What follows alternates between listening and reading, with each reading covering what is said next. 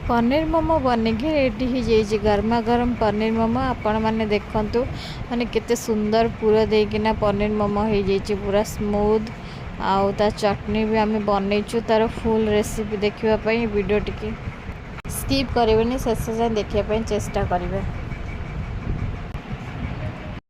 Hi friend welcome my YouTube channel. आज मु पनीर मोमो करी आउ से पनीर मोमो आम समस्ते मिसिक करुँ समस्ते भौणी मैंने मिसिक करुँ कारण एका तो करी होबनी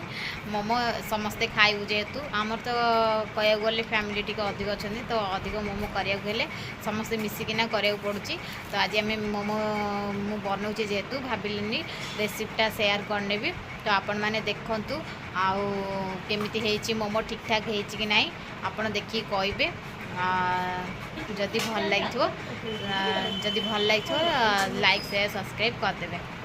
रही जय जगन्नाथ। देखंतु मैदा को आम गोटे पात्र रे नहीं जावा तापर स्वाद अनुसार लुण देदेबा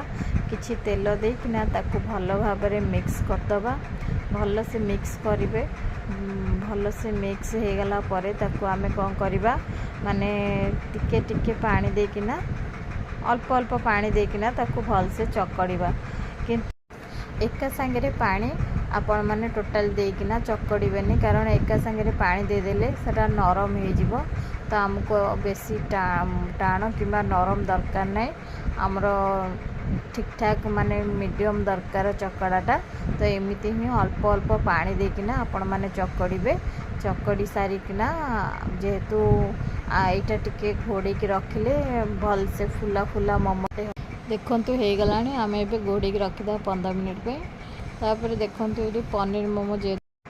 पनीर को तापर आम छोट छोट छोट छोट करिकी माने अदा रसुण जो थे आम घोरुबा चंचाबा से आम भल भाव छोट छोट छोट छोट करदेबू जी सब पनीर रखी मु सब जाक छोट छोट छोट छोट करकिना ताकू ये करदेबू कारण ये देखो पनीरटा हो गलानी तापर मु अबिका गाजरटा को भी रखी तो गाजर टी को भी सही परी भाव छोट छोट छोट छोट करदेवी से गाजर हो गले आउ तो पियाज आउ शिमला मिर्च ये हेनी कारण ये जदि करवा ताले पूरा मेल्ट हो से पियाज शिमला मिर्च ओनली काटी देछि छोट छोट छोट छोट करके तो मो काटला समय आउ देखेनी वीडियो रे तो आपण माने सेटा स्किप करनियंतु सब जाक सब कर सारिबा परे गाजर पनीर आ पियाज शिमला मिर्च सब कर सारिबा परे एकाठी कर देछि तापर देखंतु जेहेतु आमर अदा रसुणर फ्लेवर टिके ऐड हबो तो रसुण टाक भी सही परि भाव में आम छोट छोट कर देछु अदा को भी छोट छोट छोट छोट कर देछु सब हो गला परे आम तापरे तादे लक्का गुंड देदेबा जो जी सब रखी सांगे तापर लुण स्वाद अनुसार देदेबा तापर गोलमरिच पाउडर तो निहाती पड़ो तो गोलमरिच पाउडर ऐड करवा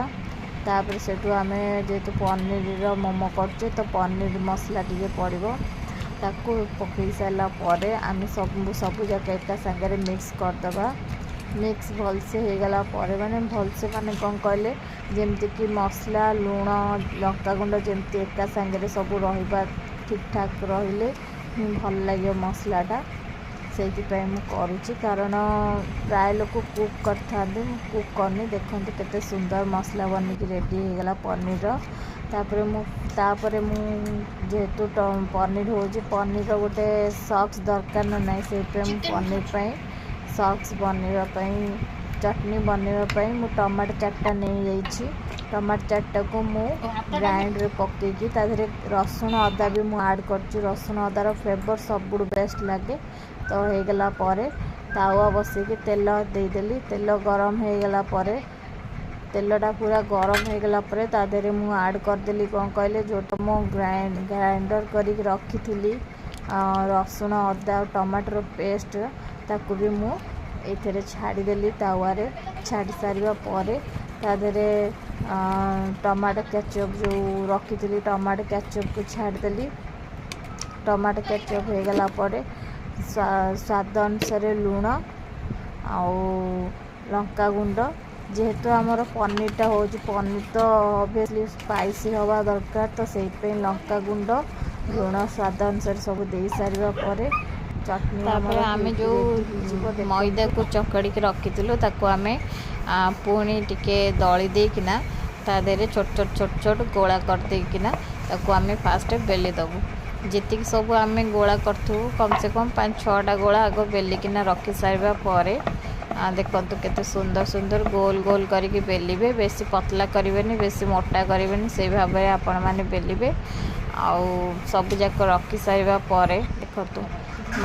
मते एक्चुअली रे शेप आसे किंतु मामा जो टाइप रो शेप बनेला मते आसेनी। मते चक्का चक्का शेप आसे तो ये गोटे टाइप रो शेप कलाणी बहुत सुंदर आ बहुत टेस्टी लागला बहुत भल लागला भल देखिया को आखि की देखिया को भी बहुत सुंदर टेस्टी टेस्टी यमी यमी पूरा शेप थिला। सीरियसली मते देखि कि नाही अबिका भी इच्छा होजी खाइबा पई। एक्चुअली दुकान मानकरे भी एमिति शेप बनै किना समस्त को माने दियंती एते सुंदर मु भी शिखी नथिली ताठारु शिखिली। जेहेतु आमर नथिला मोमो स्टीमर तो से मो इडली छांचरे ही मोमोटा को बॉयल कली माने सिझेली। तो कौन करिया दुखर कथा केबे आसीबो स्टीमर आमे करबू दुकान फोकान तो आमे पकेनु पकेले सिना स्टीमर आनिबी और छाड़ तापर सब जाक गोटे गोटे करिकिना मु तेल लगिकिना इडली छांचरे सब जाक देदेली गोटे गोटे करिकी तापर आमे बसई देबा कम से कम 20 मिनिट्स नहले 20 मिनिट्स एंड 15 मिनिट्स